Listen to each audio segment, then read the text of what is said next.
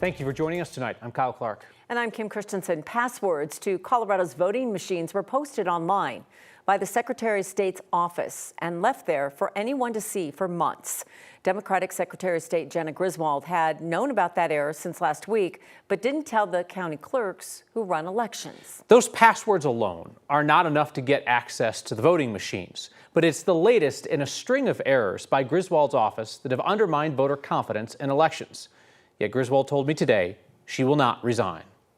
To be very clear, we do not see this as a full security threat. Democratic Secretary of State Jenna Griswold acknowledged after being called out by Colorado Republicans that her office leaked voting system passwords and is now in a scramble across the state to change the passwords and determine if anyone inside clerks' offices combined that password with the internal access they would have needed to actually get inside the machines. The fact that the BIOS passwords were online is concerning, but we are satisfied with the mitigation steps that the state is taking. Matt Crane, head of the County Clerks Association, a former Republican clerk, says layers of security provide protection. Every Coloradan votes on a paper ballot, and the paper ballots are audited. Secretary Griswold deflected responsibility for the leaked passwords and said she might not have told the public if word didn't get out. In 2021, when Mesa County's voting system passwords leaked, your office said, quote, "The public disclosure of the BIOS passwords for one or more components of Mesa County's voting system alone constitutes a serious breach of voting system security protocols. By that standard, did your office commit a serious breach of voting system security protocols?" Well, to push back on you, Kyle, that sentence is in the press release, but there is a much bigger press release. The leaked passwords are the latest error by Griswold's office undermining public trust in elections. In 2022, her office sent 30,000 non-citizens an invitation to register to vote. That same year, her office mistakenly notified Coloradans who had voted that they still needed to vote, caused confusion for the county clerks, who were not notified by Griswold's office that they had leaked the voting system passwords. Given your office's repeated errors that have damaged confidence in our elections, which you say is paramount, will you resign? Absolutely not, Kyle. Colorado is tied for #1 in confidence in the country in our elections. We have stood up to situations time and time again to protect the right of Coloradans, going over and beyond what anybody would ask of civil servants in this office. Secretary of State's office says that they will be in charge of investigating their own actions. Meanwhile, a ballot printing error is going to create a lot of extra work for elections folks in 3 rural counties. 9 News reporter Lawrence Cafidi joins us to explain how that process will work. The issues are happening on totally opposite ends of the state, but election officials say they came from one single source. The ballots printed for Moffett, Las Animas, and Huerfano counties won't scan. Moffett County says it's a printing issue, blaming the vendor Fort Orange Press. Since the ballot won't scan, it can't be counted until it's copied over by hand. Election officials are following the state's ballot duplication process, something that happens in any election if a ballot, for example, is damaged.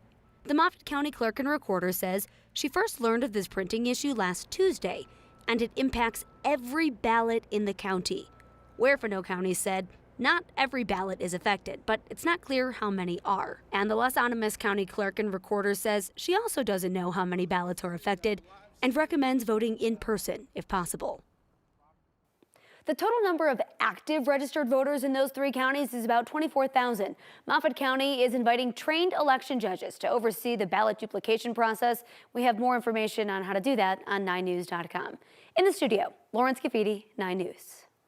So here we are, a week out from Election Day. 9 News will have 7.5 hours of continuous special election coverage. I feel like Scott Hansen on Red Zone. It'll be between Channel 9, Channel 20, streaming on 9 News Plus. That continuous coverage starts at 3 o'clock in the afternoon on 9 News. After flirting with record highs for several days, bundle up. Tomorrow, a cold front is moving through Colorado. It's already dropping snow in the high country. They like it there. We could get a dusting here in the Denver metro area. Kathy Sabin with our weather impact team is here with more on what's coming. Hi guys, the storm is moving in. We've had snow flying in the high country all day. Not a lot of moisture for Denver yet. We're in what we call a dry slot. You can see showers developing on the eastern plains, snow in the mountains, but this dry slot on the southwesterly flow will not last all night. As a matter of fact, the next wave of cold air and moisture is headed in. Our high today cooler as advertised. Yesterday 82, today 61. We're down to 34 in Denver now, and it's about to get a whole lot colder. Temperatures 24 hours ago were over 20 degrees warmer than the numbers we're recording for now. Winds, thankfully, are easing. The red flag warning out on the eastern plains for high fire danger has canceled, and we're seeing some beneficial rain coming down around Burlington, outside of Sterling. All snow in the mountains and more to come, with a total of about a foot by tomorrow afternoon, above 9,000 feet, with this winter weather advisory that extends from Crested Butte and Telluride through Aspen up into the Steamboat area. So this storm will impact you in Denver. You're going to wake up to cold weather, areas of freezing fog, rain and snow. Could see the season's first snowfall in Denver. But the other piece of the story, the freeze warning. When the storm moves out tomorrow night, temperatures go low. We're going to talk much more about this, the timing and impact just ahead. Firefighters are gaining ground on a wildfire that's burning northwest of Divide in Teller County. Tonight, containment on the Highland Lakes fire is up to 60%. It's burned 166 acres and one home. No one's been hurt. The Teller County Sheriff's Office says the fire started yesterday afternoon. They believe it was caused by people. They have not said how, just mentioning that criminal charges are possible. A contractor accused of defrauding people whose homes burned in the Marshall Fire has pleaded guilty. The Boulder County Sheriff's Office says 63-year-old Leona Scott stole more than $1 million from 4 homeowners. He was arrested in June. He pleaded guilty to a felony theft charge today. Scott is scheduled to be sentenced 2 days after Christmas. Jury deliberations are now underway in the trial of a teenager accused of shooting and killing a woman after a fender bender. Prosecutors say Remy Cordova was 14 years old at the time when he killed 32-year-old Pamela Cabrales near I-25 in Colfax in February of 2021. They claim Cordova jumped out and started shooting after Cabrales bumped into the back of the car that he was riding in. Cordova, who's now 18, is being tried as an adult. Last year, a judge sentenced the driver of that car, Nissan Johnson, to 35 years in prison after he was convicted of second-degree murder. A woman says that she was barefoot and in a bath towel when she ran out to confront men breaking into her car and got shot. It happened in Fort Collins last week. Rachel Griswald says that her daughter heard someone breaking into the SUV around 1 in the morning. She says it was the 4th time somebody had broken into the car this year. She said she was fed up, so she ran outside thinking it was some teenager. Instead, she says she saw 2 men with a gun, and one of them shot her twice in the leg. I knew I had been hit, and it didn't hurt. I was terrified. I've never been so afraid in my life. I immediately just tried to run to my house and was scared to death, thinking that I would be shot in my back, trying to flee. Police are still searching for those men. Rachel says, in hindsight, should have called 911 and waited for police to respond.